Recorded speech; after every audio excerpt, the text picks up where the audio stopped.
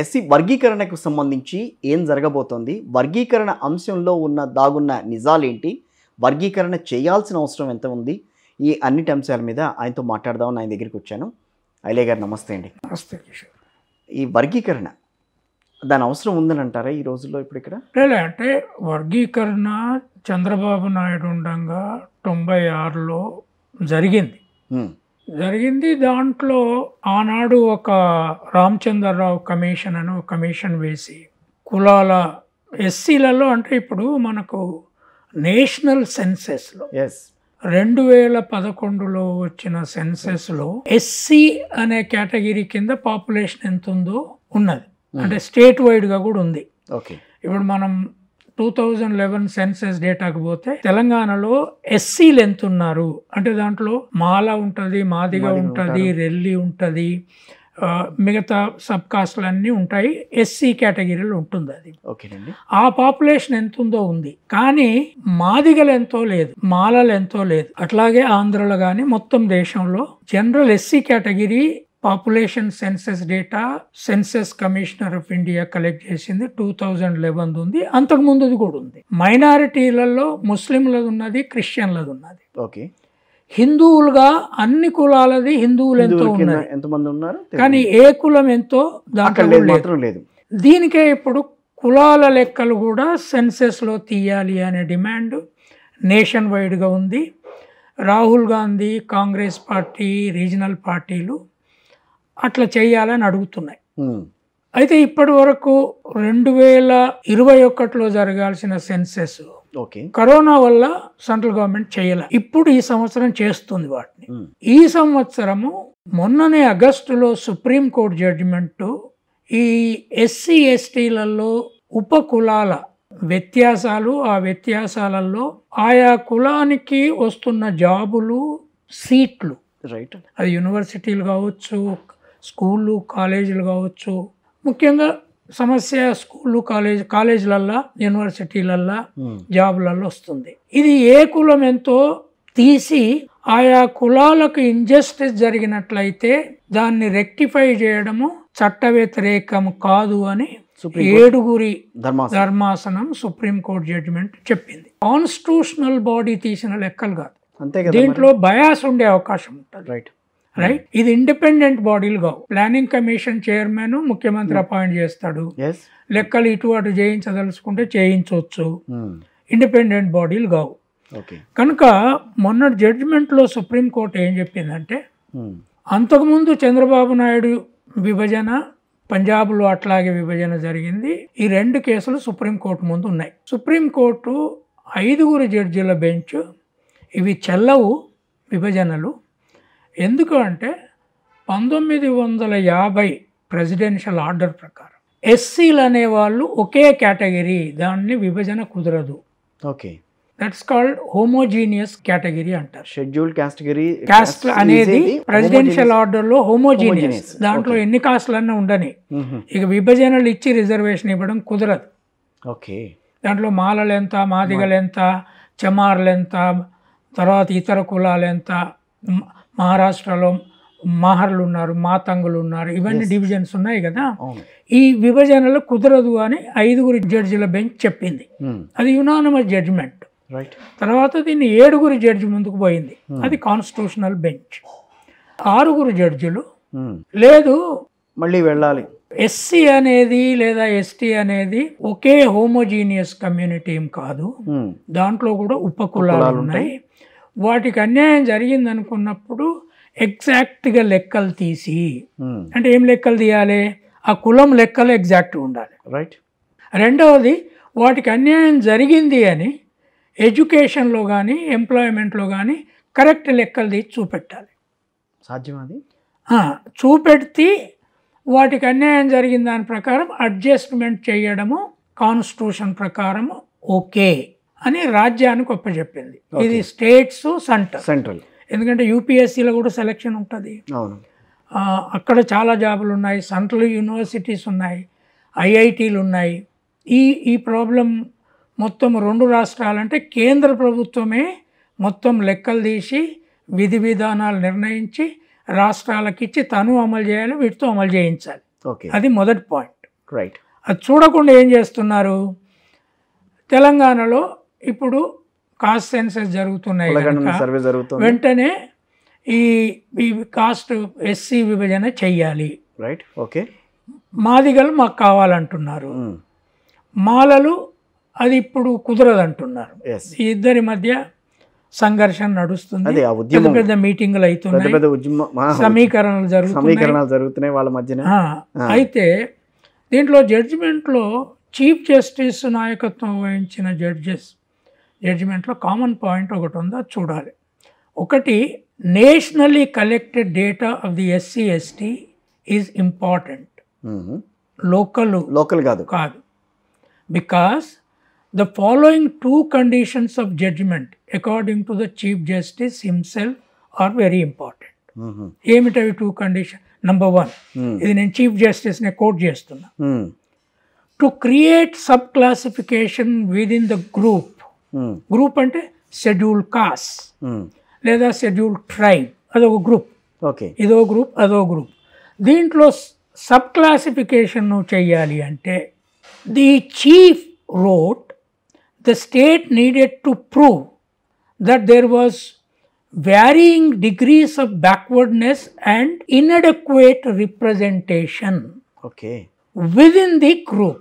అంటే varied of degrees లో ఉద్యోగాలు ఉన్నాయి, ఆ గ్రూప్ సంఖ్యకు అనుకూలంగా ఉద్యోగాలు రాలేదు, ఆ గ్రూప్ సంఖ్యకు అనుకూలంగా సీట్లు రావట్లేదు, దాన్ని చెయ్యాలి అనుకుంటే this had to be done based on empirical evidence. అంటే ఎగ్జాక్ట్ పాపులేషన్ డేటా ఉండాలి. ఓకే, అంటే ఉదాహరణకి తెలంగాణలో మాదిగలు 8% అని తేలింది అనుకుందాం. ఓకే, అంటే వాళ్ళకున్న మొత్తం రిజర్వేషను 16.5 ఉంటుంది, 8% అని తేలింది. అది పోగా మాలలు 6% అని తేలింది, వాటి ఉపకులాలు గింత అని తేలింది. రైట్, ఈ లెక్క ఎక్కడి నుంచి తీయాలంటే ఇప్పుడు వీళ్ళు ఏమంటున్నారంటే తెలంగాణ గవర్నమెంట్ దేశం మొత్తం మీద తెలంగాణ కాంగ్రెస్ ప్రభుత్వం ఒక్కటే రాహుల్ గాంధీ చెప్పాడు కనుక కాస్ట్ సెన్సస్ చేయిస్తుంది. మిగతా ఎక్కడ బీజేపీ ప్రభుత్వాలు చేయించట్లే, లేదా ప్రాంతీయ పార్టీలు చేయించట్లా. అక్కడ ఆంధ్రలో చంద్రబాబు నాయుడు కూడా ఏం చేయించట్లా, అందులో బీజేపీ ఉంది, జనసేన ఉంది. ముఖ్యంగా బీజేపీ గైడ్ వాళ్ళకు. జనసేన వీళ్ళది ఏముందండి, బీజేపీ ఎట్లా చేస్తే చెప్తే అట్లా వింటాడు చంద్రబాబు నాయుడు.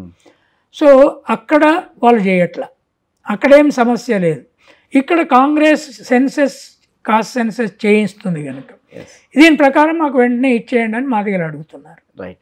రైట్, మాలలు ఏమంటున్నారు, లేదు అట్లా కుదరదు, ఇది నేషనల్ ఇష్యూ కనుక నేషనల్ లెవెల్లో సాల్వ్ చేయాలని వాళ్ళ మీటింగులు వాళ్ళు పెడుతున్నారు.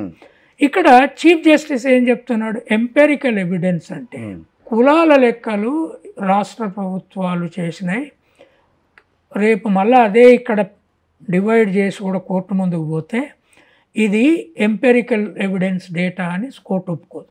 Okay, Telangana government, because this is not a constitutional body. It is a ప్రభుత్వము తన వెల్ఫేర్ స్కీములను అడ్జస్ట్ చేసుకోవడం కోసం చేస్తుంది, ఈ నేషనల్ పాలసీని ఇంపాక్ట్ చేయడం కోసం కాదు. ఇప్పుడు నేషనల్ పాలసీ అనేది వాళ్ళ వెల్ఫేర్స్ ని ఇంప్లిమెంట్ చేయడానికి కాదండి. రైతు బంధు ఇస్తున్నాము, కులాల లెక్కలు ఉన్నాయి, ఇవి ఉన్నాయి, అవి ఉన్నాయి, దీన్ని ఏ కులం ఎంత అనేది జనరల్గా లెక్కలు తీయొచ్చు. బీసీలకు ఇంత ఉన్నారు, వీళ్ళకు రిజర్వేషన్ పెంచాలా వద్దా అనేది కూడా ఇక్కడ వస్తుంది. అయితే ఆ లెక్కల ప్రకారం కూడా బీసీలు బీహార్లో 56% ఉన్నారు అని, 66% ఉన్నారని నితీష్ కుమార్ గవర్నమెంట్ రిజర్వేషన్ పెంచమంటే అక్కడ హైకోర్టు మీ లెక్కలు ఒప్పుకోమని చెప్పింది. ఆగిపోయింది. ఇక్కడ కూడా అదే జరగవచ్చు. బికాస్ దిస్ సెన్సెస్ 66% అండి బీహార్లో. ఇక్కడ కూడా రేపు రేవంత్ రెడ్డి గవర్నమెంట్ చేసి బీసీలు ఇంత ఎక్కువ ఉన్నారు, జనరల్ అసెస్మెంట్ రావడం వేరు, పద్మశాలీలు ఎంత ఉన్నారు, గౌడ్స్ ఎంత ఉన్నారు, యాదవ్లు ఎంత ఉన్నారు, కుర్మలు ఎంత ఉన్నారు, సో ఎవరికి వాళ్ళు బైఫర్కేట్ చేయడం అనేది కష్టం, రెడ్లు ఎంత ఉన్నారు, కమ్మలు ఎంత, ఇవన్నీ లెక్కలు రావచ్చు.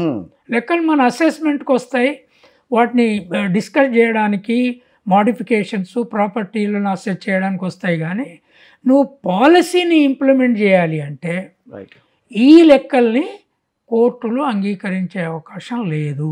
ఓకే, ఎంపెరికల్ డేటా కోర్టు అడిగేది. రెండో పాయింట్ చీఫ్ జస్టిస్ ఏమంటున్నాడు? The chief also noted that the state has the power to follow either of the two permissible models discussed above while reserving seats through subclassification. However, its decision was subject to judicial review. Right.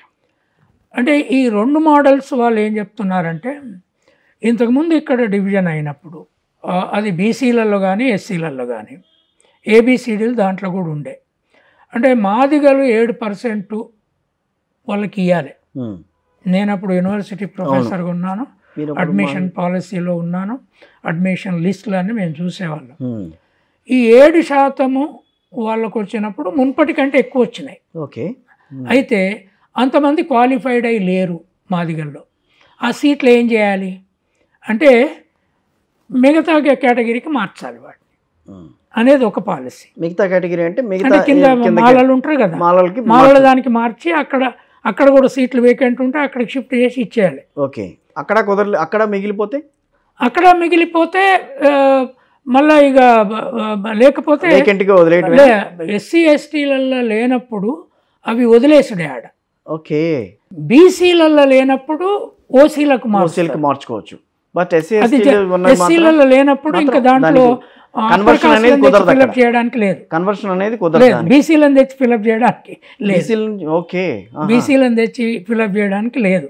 ఎస్సీల special category if they are not available with in that quota 16.5 ఉన్న వాళ్ళకి ఇచ్చేస్తారు, లేని సీట్లు ఖాళీగా పడిపోతాయి.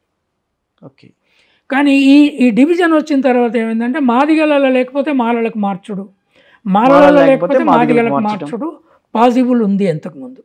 ఇప్పుడు అది అయినా పెట్టుకోవచ్చు అంటున్నారు చీఫ్ జస్టిస్. లేదా నువ్వు ఇక్కడ సీట్లు రిజర్వ్డ్ పెట్టి, అంటే ఉద్యోగాలలో ముఖ్యంగా నెక్స్ట్ రిక్రూట్మెంట్కు మళ్ళా దాన్ని వాడుకోవచ్చు. ఐదర్ ఆఫ్ వన్ ఏదైనా చేయవచ్చు. కానీ ఏదైనా ఈ లెక్కలు కోర్టు ముందుకు పోవాలి. మళ్ళా there is no independent final decision with the government. Okay, అది సెంటర్ కానీ స్టేట్ కానీ, రైట్. ఇది పెద్ద లిటిగేషన్ ప్రాబ్లమే చాలా, రైట్. కోర్టు నువ్వు ఉరకమని నీ కాళ్ళకు బంధాలు వేసింది, రైట్. అయితే ఇప్పుడు వీళ్ళు మందకృష్ణ మాదిగ గ్రూపు, సరే ఆయన ఉన్నది బీజేపీతో ఉన్నాడు, ఆయన ప్రధానమంత్రిని తీసుకొచ్చి ఒక్క మాదిగ కుల మీటింగే పెట్టించాడు కదా ఎన్నికల. ప్రధానమంత్రి నువ్వు నా తమ్ముని అన్నాడు, రైట్. ఇప్పుడు బీజేపీ తోటే ఉన్నాడు, ఇది కాంగ్రెస్ గవర్నమెంట్. మరి ఈయన ఎస్సీ, ఇప్పుడు మాదిగలు అనుకునే వాళ్ళు ఒక్క దగ్గరనే తెలంగాణలో లేరు కదండి. మాతంగులు అంటే మాదిగలే మహారాష్ట్రలో, అక్కడ చెమ్మార్లు అంటే మాదిగలే, కర్ణాటకలో ఉన్నారు, తమిళనాడులో ఉన్నారు, అస్సాంలో కూడా ఉన్నారు, ఒరిస్సాలో ఉన్నారు. బీజేపీ ప్రభుత్వాలు అన్ని చోట్ల మాదిగలు ఉన్నారు. వాళ్ళకి న్యాయం వద్దా? Okay, right. ప్రధానమంత్రి నువ్వు ఇద్దరు కలిసి మీటింగ్ పెట్టుకుంటారు, మీరు అన్నదమ్ములు అనుకుంటారు, నువ్వు ఒక్క తెలంగాణ మాదిగలకే పనిచేస్తానంటే మంచిది కాదు, నువ్వు దేశం అంతా చేయాలి కదా. కానీ ఏంది, తెలంగాణలోనే ఈ గొడవ తయారు కావాలి ఇప్పుడు. ఓకే, ఎందుకు ఇక్కడ కాంగ్రెస్ గవర్నమెంట్ ఉంది, రాహుల్ గాంధీ కులాల లెక్కలు తీయిస్తానంటున్నాడు, తీయిస్తే నీ మ్యూజిక్ చూపెడతా నేను అని నరేంద్ర మోడీ ఈ ప్లాన్ వేశాడు. ఓకే, ఈ ప్లాన్తో సో వీళ్ళేమో ఇక్కడ మీటింగులు, వాళ్ళేమో మాలలు అక్కడ మీటింగులు. ఇప్పుడు ఏంది, కాంగ్రెస్ గవర్నమెంట్కు ఈ తోలుబొమ్మలాట నడుస్తుంది అనమాట. నేనేది ఏంటి అంటే ఇద్దరు కూడా అర్థం చేసుకోవాల్సింది ఏంటంటే ఈ రాష్ట్ర ప్రభుత్వం చేతిలో దీని ఇంప్లిమెంటేషన్ లేదు, రైట్. ఇది మళ్ళా కోర్టుకు పోద్ది. That is what supreme court chief justice చెప్తుంది. అది heading 6 judges of similar views, దాంట్లో ఒక్క జడ్జి మాత్రం కంప్లీట్గా వ్యతిరేకించింది, లేడీ జడ్జి. మిగతా 6 జడ్జిలు విభజించవచ్చు అన్నారు. అయితే క్రీమీ లేయర్ కూడా చేయాలన్నారు కొంతమంది, 4 జడ్జిలు అన్నారు. అబ్బా, క్రీమీ లేయర్ తీసేయాలంటే ఇప్పుడు ముందుకొచ్చి మాట్లాడే వాళ్ళ పిల్లలందరూ ఇనెలిజిబుల్ అవుతారు. అంతేగా మరి. వీళ్ళు అది ఒప్పుకోరు. రైట్. రేపు ఒక రాష్ట్ర ప్రభుత్వం అంటది మేము అమలు చేస్తాం దీన్ని, క్రీమీ లేయర్ కూడా పెడతామంటది. రైట్. ఇప్పుడు క్రీమీ లేయర్ పెట్టి ఇన్కమ్ ట్యాక్స్లు చూస్తే మందకృష్ణ చుట్టూ పోయే వాళ్ళు, వివేక్ చుట్టూ పోయే వాళ్ళకి ఎవరికి రిజర్వేషన్ రావు. సాధారణ ఊళ్ళల్లో ఉండే ప్రజలకు వస్తాయి. అప్పుడు వీళ్ళే అడ్డం తిరుగుతారు, మళ్ళీ క్రీమీ లేయర్ వద్దంటారు. అంటే ఇది చాలా కాంప్లికేటెడ్ జడ్జిమెంట్. 7 జడ్జిలు 7 ఇండిపెండెంట్ జడ్జిమెంట్లు రాశారు. అబ్బా. అయితే దాంట్లో ఒక్క అంశం మీద 6 ఏకాభిప్రాయం అయితే ఏకాభిప్రాయం ఏముందంటే ఇది ఒక హోమోజీనియస్ కేటగిరీ కాదు అని. ఆ ఒక్కదాన్ని పట్టుకొని ఇప్పుడు రేవంత్ రెడ్డి గవర్నమెంట్ను ముందు ఇరకాటంలో పెట్టాలి. ఎందుకంటే సింపుల్ అండి, వీళ్ళు అడగగానే లంబాడీలకు ఎక్కువ ఉన్నాయని రెల్లి, కోయలు, గోండులు, రెల్లీలు అడుగుతారు, అది చేయాలి, ఇది అడుగుతారు. మరి వీళ్ళే ఇక్కడ సరే గ్రూప్ 1 ఆఫీసర్లో మాదిగలకు ఎక్కువ వస్తాయి అనుకుందాం, మిగతా ఉద్యోగాల్లో వస్తాయి అనుకుందాం, మెడికల్ సీట్లు వస్తాయి కావచ్చు, ఇప్పుడు కూడా లెక్కలు తీస్తారు. పోయినసారి వచ్చినాయి నేను చూసిన. మరి యూపీఎస్సీలో మీరు మోడీని అడిగారా? అక్కడ ఐఏఎస్ కావద్దా తెలంగాణ మాదిగలు? అక్కడ ఐపీఎస్ కావద్దా తెలంగాణ వాళ్ళు? అక్కడ మొత్తము సెంట్రల్ సర్వీసెస్లో ఉన్నంత రెగ్యులర్ జాబులు ఎక్కడ లేవు. అవును. రిక్రూట్మెంట్ రెగ్యులర్గా ఎక్కడ లేదు, ఉండదు. ఇప్పుడు వీళ్ళు కాంగ్రెస్ గవర్నమెంట్ వచ్చి కొన్ని రిక్రూట్మెంట్లు చేస్తుంది. పోయినసారి కేసీఆర్ అయితే అన్ని అడ్వర్టైజ్మెంట్లు వేసి పేపర్లు లీక్ చేసి చేయకుండా చేశారు. ఇప్పుడు వీళ్ళు చేస్తున్నారు ఏదో ఒకటి. ఈ ఏదో ఒకటి చేస్తున్న దాన్ని ఈ కిరికిసి పెట్టాలనేది ఒక ఆలోచన ఉంది దీంట్లో. ఇది వీళ్ళ ఆలోచన కాదు, ఇది మోడీ అమిత్ షా ఆలోచన. నేను అనేది ఏంటి అంటే, అందుకనే అమిత్ షా గారు మొన్న ఈ మధ్యన అంబేద్కర్ వ్యవహారానికి సంబంధించి పార్లమెంట్లో ఒక మాట మాట్లాడారు. అవును, ఆయన ఏమంటున్నాడు, అంబేద్కర్ అనే బదులు దేవుడు అంటే మీరంతా స్వర్గం పోతారని. కానీ నాకు అర్థం కాదు ఏంటి అంటే, అమిత్ షా స్వర్గము మేమెందుకు ఎట్లా పోతాం? మాకు ఇంతవరకు దాంట్లో దాని ఎంట్రీ ఉందా? అమిత్ షా స్వర్గంలో శూద్రులకు, దళితులకు. తర్వాత మేము పోయాడేమేమి ఆయనతోటి డైనింగ్ టేబుల్ పంచుకునే హక్కు మాకు స్వర్గంలో ఉందా? ఇక్కడ లేదు. అక్కడ స్వర్గం. అరే మీ మొత్తం వ్యవస్థ పుట్టినప్పటి నుంచి రెడ్లకు, కమ్మలకు కూడా మీ స్వర్గంలో అడ్మిషన్ లేదు. మా అటువంటి కుర్మలకు, గొల్లలకు, సాకాలి, మంగలి, వీళ్ళకు, మాలకి ఎన్నడూ లేదు. ఇప్పుడు ఆయన నేరుగా స్వర్గం పంపుతానంటున్నాడు అంబేద్కర్. నేనేమంటున్నా, అంబేద్కర్ ఎందుకని ఆ పదాన్ని ఎందుకు తీసుకున్నారు? ఆయన ఎందుకు అక్కడ ఉదాహరణగా లాక్కోవాల్సి వచ్చింది? అక్కడ లేదండి, వాళ్ళకు అంబేద్కర్ అంటే ద్వేషం. అంబేద్కర్ వచ్చిన తర్వాత ఈ రాజ్యాంగం వచ్చి ఈ దిక్కుమాలిన వాళ్ళందరికీ హక్కులు ఇచ్చింది. అది అంటే నువ్వు బయట ఎక్కడో ఒకటి చెప్పినప్పుడు, నటించినప్పుడేమో అంబేద్కర్ గొప్పవాడని చెప్పొచ్చు, కానీ సహజ రూపం బయటపడ్డప్పుడు అంబేద్కర్ దేవుడా? అరే అంబేద్కర్ మాకు దేవుడే. అంబేద్కర్ లేకపోతే నేను ప్రొఫెసర్ని కాలేను కదా. నాకు స్వర్గంలో నీ స్వర్గం వస్తే నేను ఆడ ప్రొఫెసర్ కూడా కాదు కదా, ప్యూన్ కూడా ఉండా. అంబేద్కర్ చేయబట్టి సో అంబేద్కర్ నాకు దేవుడు, నాకు స్వర్గం ఇక్కడనే ఇచ్చాడు కనుక నేను ఆయన స్వర్గంలోనే ఉంటా, నీ స్వర్గం ఎందుకు వస్తా? దీని మీద కూడా వీళ్ళు ఏమనట్ల. ఇవాళ ఇప్పుడు ఎంత అంబేద్కర్ని అవమానించిన బీజేపీని వీళ్ళు ఏమనట్లే. ఇక్కడ రిజర్వేషన్ డివిజన్ కావాలంటున్నా. ఇది ఎంత పెద్ద సమస్య అంటే, రాహుల్ గాంధీ సరే ఆయన నెహ్రూ, ఇందిరాగాంధీ, రాజీవ్ గాంధీ వాళ్ళంతా రిజర్వేషన్లు వ్యతిరేకించిన వాళ్ళు, ముఖ్యంగా బీసీలకు. సరే ఇవాళ ఆయన రిజర్వేషన్ ఉండాలి, కాస్ట్ సెన్సెస్ ఉండాలి, తర్వాత రాజ్యాంగం బతకాలని ఇవాళ దాదాపు మండల్ కమిషన్ పోరాటంలో జరిగిన వాళ్ళందరితో కొంత సహకరిస్తూ మాట్లాడుతున్నాడు, చేస్తున్నాడు. ఆయన ఇప్పటివరకు ప్రధానమంత్రి కాలేదు, రైట్? ముందు అవుతాడా లేదా మనకు అనవసరం, కానీ ఒక మార్పుకు కావలసిన చర్చ పెట్టాడు. ఆ పాలకవర్గం నుంచి వచ్చింది. అది రాజకీయంగా తీసుకొచ్చిందా, నిజంగా ఆయనకి మనసులో ఉందని అంటారు? అది లేదు అంటే ఉట్టిగా రాజకీయమే అయితే ఇది చాలా పెద్ద సమస్య. ఇలాంటి అంశాన్ని స్పృశించాల్సిన అవసరం లేదు కదా. అంటే వాళ్ళ కుటుంబంలోనే కాకా కలేల్కర్ రిపోర్టును వాళ్ళ గ్రేట్ గ్రాండ్ ఫాదర్ నెహ్రూ వ్యతిరేకించాడు. ఇందిరాగాంధీ అసలు మండల్ కమిషన్ రిపోర్ట్నే బయటికి తీయలేదు. రాజీవ్ గాంధీ మేం పోరాటంలో ఉన్నాం అన్నాడు, రాజీవ్ గాంధీ వ్యతిరేకించాడు. వాజ్పేయి వ్యతిరేకించాడు, అద్వానీ వ్యతిరేకించారు. దానికి వ్యతిరేకంగానే రథయాత్ర వాళ్ళు మొదలుపెట్టారు. మేము ఆనాడు దిక్కులేని పోరాటం చేశాము. ఆనాడు ఆ పరిస్థితి ఉండి దానివల్ల కాంగ్రెస్ నష్టపోయిందనేది వాళ్ళు ఇలా అర్థం చేసుకున్నారు. రీజనల్ పార్టీలు వచ్చినాయి అందువల్లనే.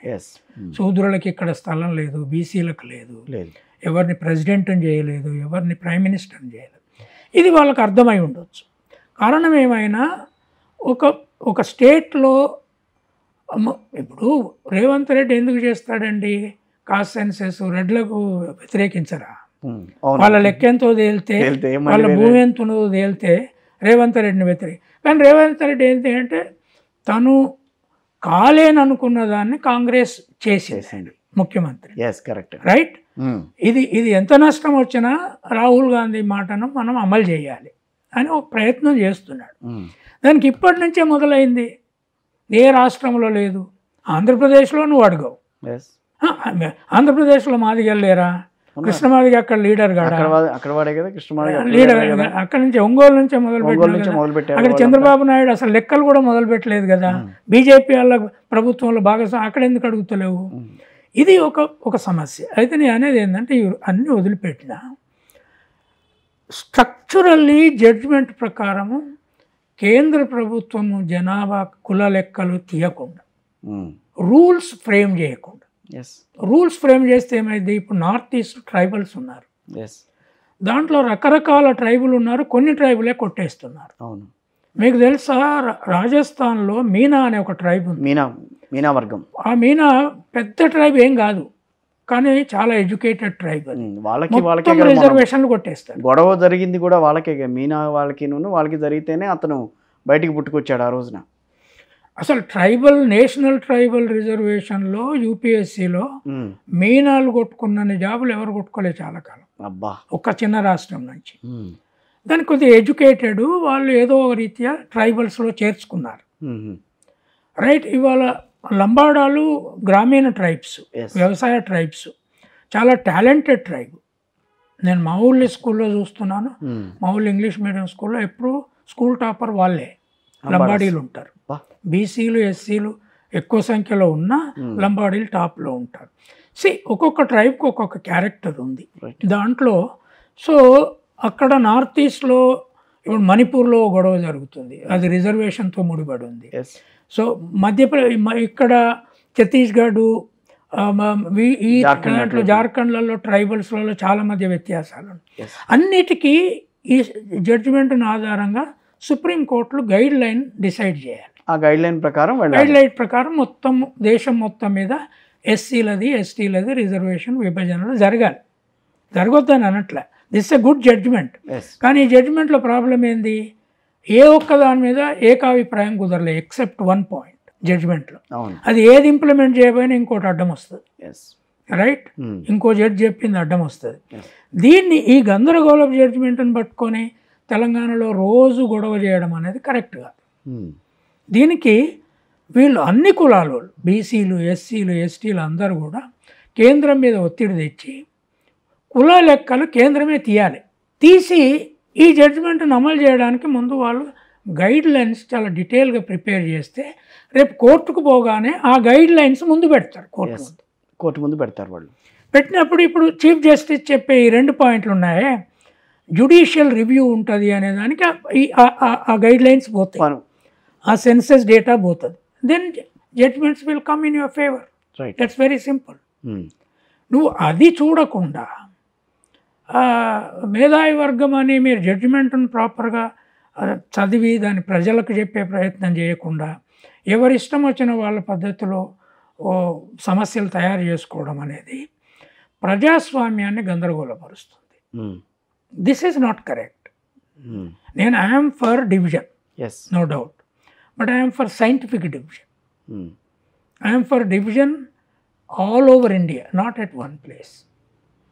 ఎందుకంటే ఈ జడ్జిమెంట్ తర్వాత ఇది ఒక స్టేట్ ప్రాబ్లం నేషన్కి షిఫ్ట్ అవుతుంది. నో డౌట్ మీరు అర్థం చేసుకోలేదు. స్టేట్ ప్రాబ్లం అనేది నేషనల్ షిఫ్ట్ అవుతుంది అది. ఇప్పుడు కేసు ఎక్కడనో వస్తుందండి, ఒక్క దగ్గర నుంచే పోద్ది, అవును ఒక వ్యక్తితోటే పోతుంది కేసు. కానీ ఆ కేసు మీద వచ్చిన జడ్జిమెంట్ నేషన్కి అందరికి అప్లై అవుతుంది, రైట్? షాబాను కేసు ఉంది, ఆమె ఒక్క ఆమె జడ్జిమెంట్ అది, కానీ మొత్తం ముస్లింలకు అప్లై అవుతుంది. ఆక్యుపై చేసుకున్నారు కదా, అదే దానికి అది వర్తించాల్సిన అవసరం వచ్చింది కదా, వర్తింపజేయాల్సిన. ఢిల్లీలో బీజేపీ నాయకులు కేసు మీ తెలంగాణ ఆంధ్రప్రదేశ్ నుంచి వచ్చింది కదా, అక్కడ మీరు అమలు చేయండి అంటే ఎట్లా? అట్లా కుదరదు కదా. ఆంధ్రప్రదేశ్లో నువ్వు ఉన్నవానేమో గొడవ రాకుండా చూస్తావు. See this is the dangerous game. Okay, కేంద్ర ప్రభుత్వము ఒక మద్దతుదారులను ప్లాన్ చేసుకొని ఇంటెన్షనల్గా చేస్తుందా? నా దృష్టిలో ఇంటెన్షనల్గా చేయకపోతే ఎక్కడన్నా ఒక దేశ ప్రైమ్ మినిస్టరు ఎన్నికల ముందు ఒక్క కాస్ట్ను అడ్రస్ చేశాడా? మాదిగ కమ్యూనిటీని ఆయన అడ్రస్ చేశాడు కదా. అది కులాన్ని పెంచడం కదా ప్రధానమంత్రి. ఒక కమ్యూనిటీ మాలల్ని కాకుండా మాదిగల్ని పైకి తీసుకొద్దాం అన్న ప్రయత్నం జరగటం కదా. నువ్వు ఎస్సీ ఎస్టీలను అందరినీ ఒక మీటింగ్ పెడితే బాగుండేది, అది వేరు. ఎస్సీ ఎస్టీలను అందరినీ ఒక బహిరంగ సభ పెట్టి ప్రధానమంత్రి మీ అభివృద్ధి నేను చేస్తాను. కానీ అలే గారు ఇప్పుడు రాష్ట్రపతి మరి అట్లాంటి దీని నుంచి వచ్చింది ఆవిడే కదా. ఆవిడ రావచ్చండి, ఒకసారి ప్రధానమంత్రి ఏం చెప్తే అది ఆమె చెయ్యాలి. వాళ్ళకి ఏ రాష్ట్రపతి. మీరు ఇందాక మాటల్లో కొంత అన్నారు, ఎవరికన్నా అంత పెద్ద పదవులు అది అప్పగిచ్చారా ఆ ఎస్సీ ఎస్టీలకి సంబంధించి? ఎవరికి ఇవ్వలేదు కదా. అంటే కాంగ్రెస్ బీసీలకు ఎప్పుడు రాష్ట్రపతి పదవి ఇవ్వలేదు. అది బీసీలో కోపం ఉంది, ఉండే కాంగ్రెస్ దూరం అయింది, బీజేపీకి ఓట్లు వేశారు. అవును, అది ఇప్పుడు రాష్ట్రపతి బీసీలు అయినా, ఇప్పుడు ఉదాహరణకి శరత్ యాదవ్ ఉన్నాడు, అవును, మండల్ కోసము ఆయన లైఫ్ అంతా పెట్టి పోరాడాడు.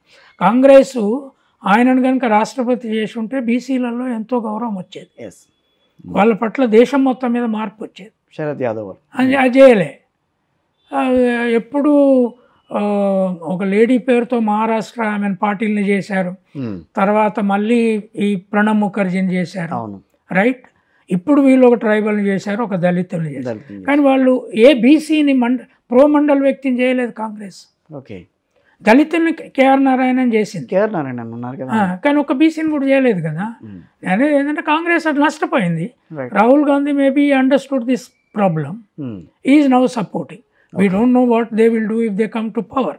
That's a different question. కానీ ఇక్కడ ఎస్సీ ఎస్టీలు కలిసి ఎందుకు ఉండలేకపోతుందండి? వర్గీకరణ విషయంలోనే కాదు, మామూలుగానే ఎందుకు కలిసి నడవలేకపోతున్నారు? అంటే ప్రాబ్లమ్ అక్కడ ఏముందంటే ఈ డివిజన్ ప్రధానంగా మాదిగ దండోరా వచ్చిన తర్వాత గ్రౌండ్ లెవెల్కి పోయిన డివిజన్ ఇది. ఓకే, ఇప్పుడు రిజర్వేషన్లో విభజన ఉంటే కొన్ని ప్రాబ్లమ్స్ సాల్వ్ అయ్యి కులాల సంఘర్షణ తగ్గే అవకాశం ఎట్లుంటుందో మీకు ఒక ఎగ్జాంపుల్ చెప్తా. కురుమలు గొల్లలు ఒకే వృత్తి కలిగిన వాళ్ళు, ఇక్కడైతే గొర్రెల కాపర్లు. అవును, అక్కడ నార్త్లో కాదు, యాదవులేమో పశువుల కాపర్లు, పాల్స్ గడేరియాలు కురుమలు వాళ్ళు గొర్రెల కాపర్లు.